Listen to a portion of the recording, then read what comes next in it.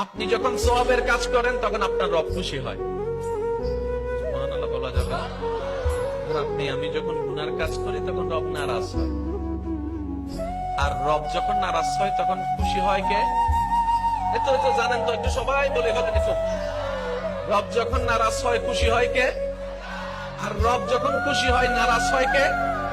এই থিওরিটা যদি আমরা বুঝতে পারি, জীবনের অনেক প্রবলেম এখানে সলভ হয়ে যাবে। বান্দা তো রবকে খুশি করা, এটাই তো দায়িত্ব। আমাকে বানিয়েছে আল্লাহ, খাওয়াচ্ছে আল্লাহ, চোখ দিয়েছেন আল্লাহ, নাক দিয়েছেন আল্লাহ, দেহ দিয়েছেন আল্লাহ, সম্পদ দিয়েছেন আল্লাহ, স্বামী দিয়েছেন আল্লাহ, স্ত্রী দিয়েছেন আল্লাহ, সন্তান দিয়েছেন আল্লাহ, ব্যবসা দিয়েছেন আল্লাহ, পরিবার দিয়েছেন আল্লাহ, দেখতে চোখ দিয়েছেন আল্লাহ। আমার সবকিছু তো রবের দেওয়া। আমি কেন শয়তানকে খুশি করতে যাব? আমি কেন শয়তানকে খুশি করতে যাব? এবার বান্দা যখন নিজের উপর ঈমানের মজবুত